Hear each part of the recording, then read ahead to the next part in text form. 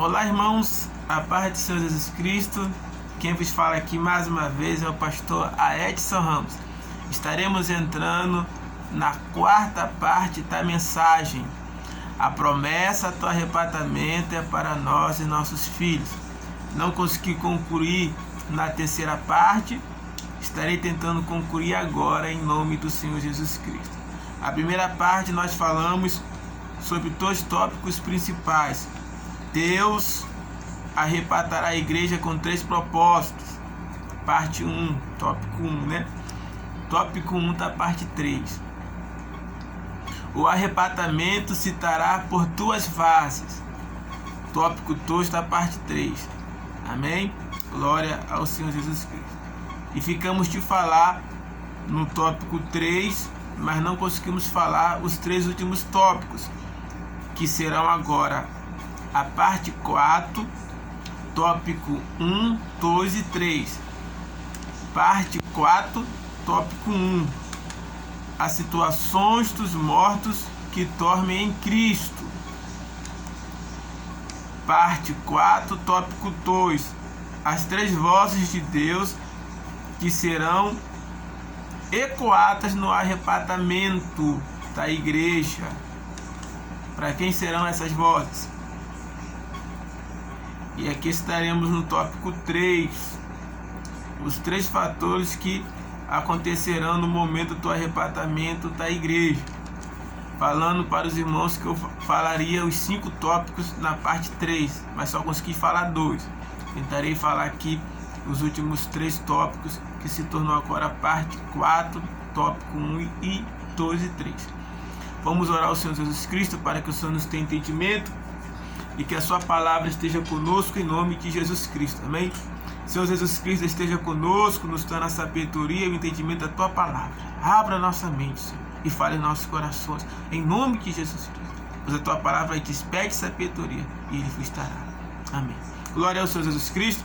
Irmãos, estamos passeando o nosso texto na primeira carta aos Tessalonicenses, escrito pelo apóstolo Paulo, capítulo 4, versículo 13 ao versículo 18. Estaremos falando sobre a promessa do arrebatamento é para nós e nossos filhos. O último tópico que eu fiquei de falar na parte 3, agora será nosso primeiro tópico da parte 4, diz assim: a situação dos mortos que dormem em Cristo. Qual será, irmãos, a situação dos mortos que dormem em Cristo Jesus? Como será? O termo dormir aqui significa dormir o corpo, não a alma. 1 Tessalonicenses capítulo 4, versículo 14. Porque se cremos que Jesus morreu e ressuscitou, assim também aos que em Jesus dormem, Deus o tornará a trazer com ele. Então aqui esse dormir não é um dormir físico, né? Mas sim o descanso ali do corpo. Mas a alma, ela não dorme, né? A alma, ela é eterna. E essa alma que será despertada no grande dia do arrebatamento do Senhor para com a sua igreja é aqueles que estão em Cristo Jesus. Nós sabemos, irmão, que quando a Bíblia fala de dormir, fala da morte física, não do descanso físico do corpo, mas da morte física, né? Os que dormem no Senhor, os que já partiram e morreram com o Senhor. Porém a alma, ela não vai para um lugar de esquecimento. A alma, ela é imortal, ela vive, né? Tanto eles estarão em uma antessala para o inferno, como uma antessala para o céu. E Jesus Cristo fala sobre isso. Lá em Lucas capítulo 16, versículo 19, A palavra de Deus nos esclarece sobre isso. A parábola do rico e Lázaro. Ora, havia um homem rico, versículo 19, e vestia-se de púrpura e de linho finíssimo, e vivia todos os dias recalado e esplendidamente. Versículo 20. Havia também um certo mendigo chamado Lázaro, que jazia cheio de chagas à porta daquele, que desejava alimentar-se com as migalhas que caíam da mesa do rico, e os próprios confiam lamber-lhe as chagas. Versículo 22. E aconteceu que o mendigo morreu. Aconteceu que o mendigo morreu e foi levado pelos anjos para o seio de Abraão. E morreu também o rico e foi sepultado. E no Hades ergueu os olhos, estando em tormento, e viu de longe Abraão e Lázaro no seu seio. E clamando disse a Abraão: meu pai, tem misericórdia de mim, e manda Lázaro que molhe na água a ponta do seu dedo e refresque a minha língua, porque estou atormentado nessa chama. Disse, porém, Abraão: filho, lembra-te de que recebeste os teus bens em tua vida, e Lázaro somente males, e agora está consolado, e tu atormentado. E além disso está posto um abismo entre nós e vós, de sorte que os que quisessem passar daqui para vós não podereis, nem tampouco os que lá pode passar para cá. Aí o rico vai falar no versículo 27, e disse ele: rogo-te, pois, ao pai, que os mande à casa de meu pai, pois tenho 5 irmãos, para que lhe dê testemunho, a fim de que não venham também para este lugar de tormento. Olha a resposta de Abraão. E disse-lhe Abraão: eles têm Moisés, os profetas, que o ouçam. Então nós vemos aqui, irmãos, uma realidade da alma muito grande.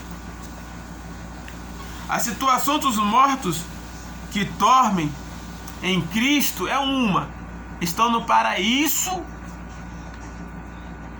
com Abraão.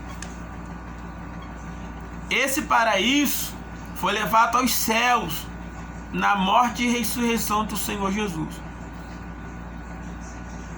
Porque outrora ficava um frente a frente ao outro, como está aqui em Lucas 16, 19. Tá? Está escrito aqui que havia um abismo que separava o paraíso do Hades. O rico via Lázaro, o Lázaro via o rico, mas ambos não podiam um ir para o lado do outro, porque havia um abismo ali. Então um estava do lado direito, outro do lado esquerdo. Do lado direito, o paraíso, e do lado esquerdo, o Hades. Então nós temos a compreensão de que a alma, ela é um ser vivente, e que após a morte a consciência permanece. Eu cresci ouvindo alguns pastores pregarem que quando a gente morre, Deus recolhe o espírito para ele e a alma era lançada no inferno. A alma não tinha consciência nenhuma. Mas não é isso que a Bíblia diz. Nós vemos aqui 2 consciências: a daquele que está com o Senhor, que é Lázaro, e vemos a consciência daquele rico que está sendo atormentado em chamas. Então nós temos que ter a mente aberta para entender que a nossa consciência, o nosso espírito humano, que é a ração, o intelecto, vai permanecer com a alma. A única coisa que não é lançada no Hades é o Espírito Santo. Mas a nossa alma, que é ligada ao espírito humano, ou ela é salva com Deus, ou ela se perde sem Deus. Então, quando você lê Lucas capítulo 16, versículo 19 em diante, é um negócio meio atormentador. Nós vemos aquele homem sendo atormentado e se lembrando das coisas, enquanto que aqueles que estão com Cristo será enxugado dos olhos toda lágrima, toda dor, todo choro, e não haverá mais pranto, e não haverá mais sofrimento. Apocalipse capítulo 21, versículo 3 e 4, versículo 4, e ele enxugará dos olhos toda lágrima. Então a situação daqueles que dormem em Cristo é paz e gozo e alegria na pessoa do Senhor Jesus. Em nenhuma vez sequer, em algum texto bíblico, a Bíblia vai dizer que a alma dorme. A Bíblia afirma que logo depois da morte segue-se o juízo. O juízo começa depois que a gente morre. Hebreus capítulo 9, versículo 27. Morreu, acabou. Morreu, não tem purgatório. Não tem. Não tem você se reencarnar várias vezes.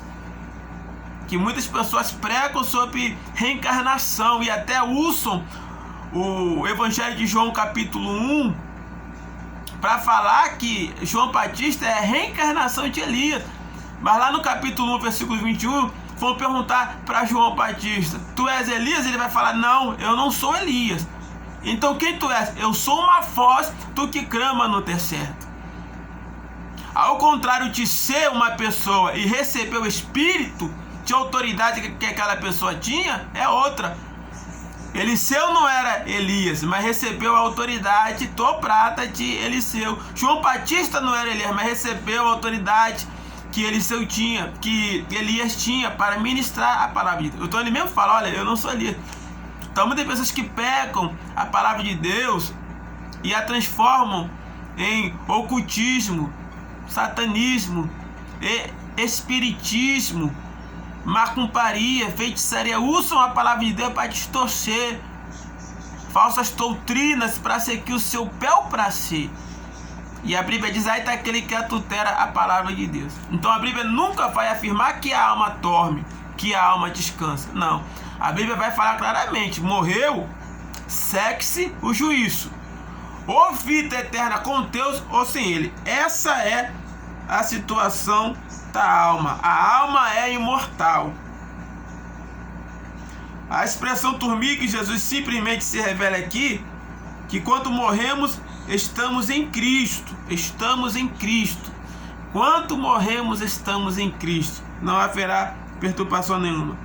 No qual essas almas despertarão para se encontrarem com Deus nos ares, com forte alarido. Nós nos encontraremos com o Senhor nos ares, né? O texto aqui é bem sucinto. Agora nós vamos entrar na parte 4, tópico 2. As 3 vozes de Deus que serão ecoadas no arrebatamento da igreja. 1 Tessalonicenses capítulo 4, versículo 16. Porque o mesmo Senhor descerá do céu, primeiro com alarido, segundo com voz de arcanjo, e terceiro com trombeta de Deus. E os que morrerem em Cristo ressuscitarão primeiro. Agora nós vamos saber o porquê as 3 vozes de Deus que serão ecoadas no arrebatamento. Para quem será? Porque essas 3 vozes que está no versículo 16 fala de 3 tempos, 3 objetivos, 3 propósitos. A primeira voz fala sobre o alarido. A condição de Jesus será um alarido. A condição de Jesus, a ordem de Jesus, a convocação de Jesus será um alarido. Terá uma ordem. Assim Jesus Cristo ordenará a todos. A todos. Todos quem? Esse alarido, essa voz vai alcançar quem? Essa voz, esse alarido,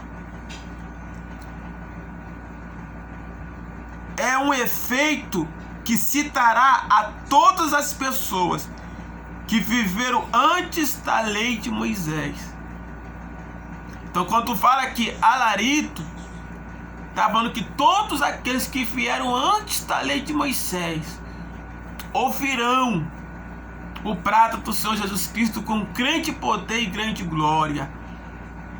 E aí estará Abraão, Isaque, Jacó, Noé, Adão, aquela descendência de gigantes, Nefelim, aquela geração de Gênesis 6, versículo 11, que a Bíblia diz que eles eram tão corruptos que Deus teve que desfazer a humanidade através do dilúvio.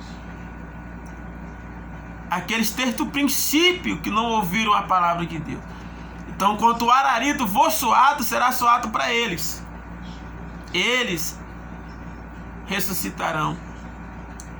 Os que estiverem em Cristo dessa época, a época de Adão a Moisés, aí entra Noé, aí entra Abraão, Isaac, Jacó, aí entra aquele povo, aquela geração de Ló, aquele povo que em Cristo, que em Deus, que creu na promessa do arrebatamento, nas alianças que era para nós e nossos filhos, serão despertados do sono e levados para a glória de Deus.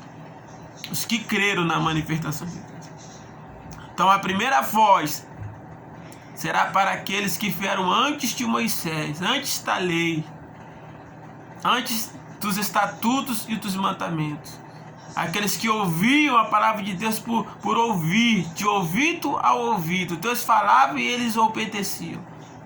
Não precisavam de lei, não precisavam de escrita. Mas Deus falava como falou com Abraão, e Abraão ouviu e obedeceu. A segunda voz é a voz de arcanjo. Essa voz de arcanjo é destinado para todas as nações,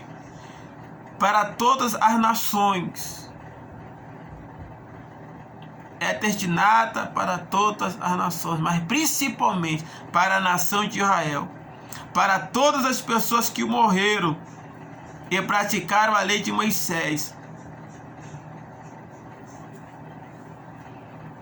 Então, a voz de arcanjo será para todas as nações. Todos os judeus espalhados pelo mundo ouvirão.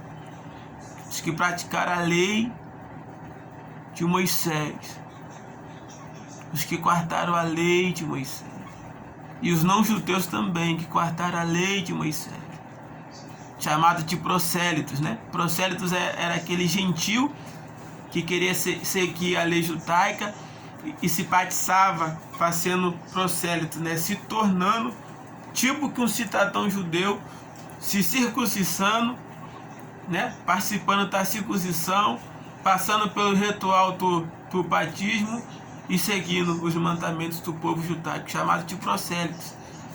Os que se passearam para ter a salvação debaixo da lei e do cumprimento mosaico. A terceira voz é a forte trombeta de Deus. Essa voz de trombeta de Deus é para todos os que vivem no cristianismo. 1 Coríntios capítulo 15, versículo 52 diz lá: forte arcanjo. Essa terceira trombeta de arcanjo é para nós, os que seremos salvos em Cristo Jesus. De Cristo para cá, que recebemos o Evangelho de Cristo, o cristianismo. Vamos entrar agora, parte 4, tópico 3. E vamos estar encerrando a nossa ministração. Parte 4, tópico 3. Tópico 3 diz: os 3 fatores que acontecerão no momento do arrebatamento da igreja. Parte 4, tópico 3. Os 3 fatores que acontecerão no arrebatamento da igreja. Primeiro fator, versículo 16. Os que morreram em Cristo ressuscitarão primeiro. Paulo explica que o nosso corpo será glorificado. Se você ler a palavra do Senhor em 1 Coríntios capítulo 15, versículo 33 ao 58, Paulo vai explicar sobre isso. Ele diz assim, olha, versículo 40, se tem corpo terrestre, tem corpo celestial. Se tem animais terrestres, tem animais celestiais. Então o nosso corpo será transformado em glória. Nosso corpo será transformado para a glória do Senhor Jesus Cristo. Então o primeiro fator que vai ocorrer é a ressurreição. Vai ser no abrir e piscar de olho, o nosso corpo será transformado em glória. Como houve ali na transfiguração de Jesus Cristo, quando ele estava orando com Pedro, Tiago e João, que ele se transformou, o corpo dele se transformou em glória. O nosso corpo em Cristo Jesus será transformado em glória. Então, segundo fator, o que acontecerá no momento do arrebatamento? Segundo fator, o rapto da igreja será rápido, repentinamente. As roupas ficarão, né? Tem muito pastor aí que prega contra a roupa, prega contra isso, prega contra aquilo, mas as roupas ficarão, viu? E o nosso corpo será levado. Nosso corpo que tem que estar em Cristo. Como assim, pastor Edson? 2 Tessalonicenses. Segunda não, irmão. Primeira aos Tessalonicenses, capítulo 5, versículo 23. Diz assim: e o mesmo Deus de paz vos santifique em tudo, o vosso espírito, alma e corpo sejam plenamente conservados e irrepreensíveis para a vinda do nosso Senhor Jesus Cristo. Então, se você tem que santificar alguma coisa, consagrar alguma coisa, consagre o seu espírito, alma e corpo. Amém? Porque você é templo do Espírito Santo. A nossa consagração não está na nossa roupa, não está na nossa aparência não, viu? Está no íntimo da nossa alma. Amém? Então vemos aqui que o segundo fator é o rapto da igreja. Vai ser algo muito rápido. Vai ser algo repentino, extraordinário. Por que o nosso corpo será transformado em um corpo de glória? Porque Paulo vai falar em 1 Coríntios capítulo 15, versículo 50, que carne e sangue não entrarão no reino dos céus. Por isso que o nosso corpo será transformado em um corpo de glória. E para encerrar aqui, irmão, o terceiro fator do que acontecerá com os que forem arrebatados. O seu corpo será transformado, a sua consciência, a sua mente e as suas atitudes serão limpos. E ali não haverá nem dor, nem culpa e nem sentimento de indignação, vingança, raiva, ignorância nenhuma. Ali você só vai sentir gozo e paz. Você não vai querer sair dali, porque ali é o seu lugar. Então que Deus em Cristo vos abençoe com essa palavra. Eu termino aqui, meus irmãos, a nossa sessão de estudos. Eu pensei que ficaria só na parte 1. Deus nos concedeu a parte 1, a parte 2, a parte 3 e a parte 4. Eu espero que essa mensagem tenha alcançado os irmãos. A promessa do arrebatamento é para nós e nossos filhos. A paz de Senhor Jesus Cristo, pastor Edson, que Deus em Cristo vos abençoe em nome de Jesus Cristo. Amém.